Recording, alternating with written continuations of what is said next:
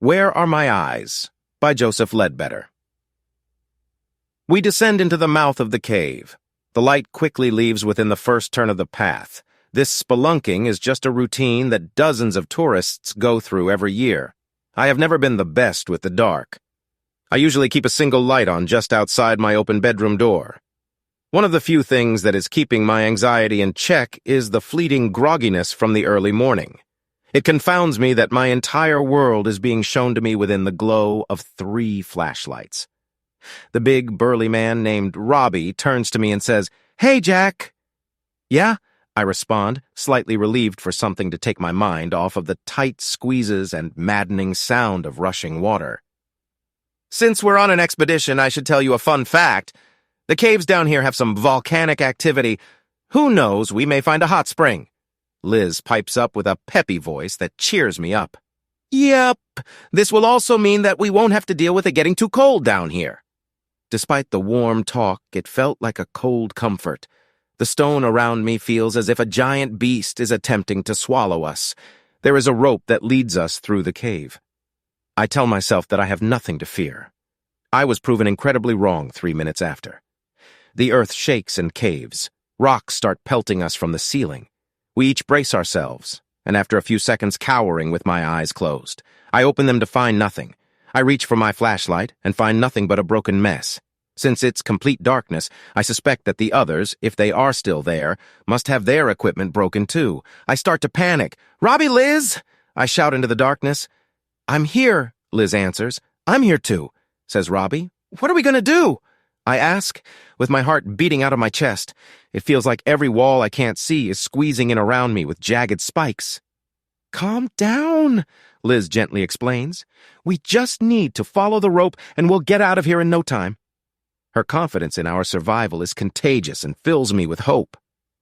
The journey was long and dreadful. Eventually we see the light. Robbie laughs out of relief. "Light! We can escape!" It was only now that I saw the toll this had taken on his sanity. Robbie starts scrambling towards the surface as fast as he can. He seems to not hear our shouts of warning before anyone could have reacted. Robbie gets bitten by the cave. The stone of the cave closes the entire tunnel. If he screamed in pain, we could not hear it over the sound of a crashing stone. "A cave-in?" I yell out in shock as we stare at the rope going slack and our exit forever closed to us. Blood starts to pool at our feet. I turn away and start retching. I can hear Liz screaming as loud as she can. But with my back turned, I only hear a whisper. Not even our screams of fear and despair go much farther than the next corner. We don't move for a while, but I eventually say, "We can't just wait to die. We need to find another exit." I don't hear a response, but feel a trembling hand feel around and grab my wrist. I would be lying if I said my hands weren't shaking as well. Of course, we press on.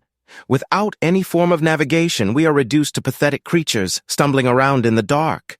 Time starts to mean nothing except the slow decline in our rations. We sleep every now and then, but it always gives me a panic to wake to see nothing. The constant noise of moving and dripping water all around was becoming background noise. At some point, when I woke up, I started to dimly and fuzzily see the cave around me. It was as if my eyes had adjusted to the darkness, but there was no light. I wake up Liz. "Liz, Liz, wake up." "What?" she groggily says, still addled from the death of Robbie. "I can see." I say with jubilation in my voice, "What?" she said, quickly waking from her stupor. When I look at her, I don't see her face very well, but I can see her basic shape. I think you're going crazy." "I'm not crazy. I can actually see, but only a little bit," I say. We quickly pack up our things and start forward. Now that I can see some, the navigation has been getting easier. A day of traveling later, she started to see as well. Eventually, when we made a turn in the stone, we saw a heavenly glow. A river of pure light is in front of us. We tested the river and it seemed to be water. We can see little dark spots moving through the water. "Food and water!" I exclaimed. "Rations have been getting low, so a source of fresh food is greatly welcome." "But we don't have any way to cook it," Liz interjected. She has been getting more talkative lately, which is good, but now I realize that I can only see her mouth when she talks. "This place is volcanic, right? Maybe we can find a boiling spring?" After a small amount of exploring, we managed to find a human-sized hot spring and a smaller spring of boiling water. I still don't quite understand what is making the water glow so much. However, in periods, the water goes quiet and dims significantly. Anyway, we have food and water. This far down it is rather hot, so we used most of our clothes and gear as bedding. "So are we just going to live down here?" Liz asks suddenly, breaking me out of my joy. "I don't know what else to do. We can't keep going until we've gotten more food and water stocked up." "What's the point?" Liz asks while curled up in the makeshift bedding. "We need to keep living, otherwise all of this is for nothing." I'm starting to lose hope we can make it out of here. "We found ourselves a place we can stay. Now we can start looking for an exit at our own pace." We never had the ability to keep track of time. However, I know that we must have spent months living near this river. We would catch blind fish and boil them in glowing geyser water. Our sight keeps improving, and now I feel like there's a lamp on my head. Overall, our time in this part of the cave was a happy one. We came here as stumbling messes being swallowed by the cave, but now we have grown from it and have mastered its depths. With plentiful food and water, Liz and I took to scouting around the caves. I can tell that we are moving significantly faster through these tunnels than even when we had flashlights. Eventually, I hear wind and see at the end of the tunnel glowing a pale light. I quickly get Liz and we both start making our way to the surface. A moment of doubt appears in my mind. Being in this cave is when I finally came into my own. I entered the cave a sniveling coward, but I'm exiting a brave man. Do I really want to leave? I brush this thought to the side. We reached the mouth of the cave. It was surprisingly quiet. Only the sound of wind rustling the grass could be heard.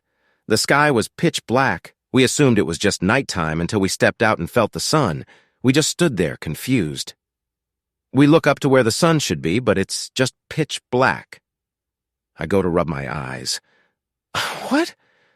I run my fingers across my face. I feel nothing but smooth skin from my nose up. "Liz, what?"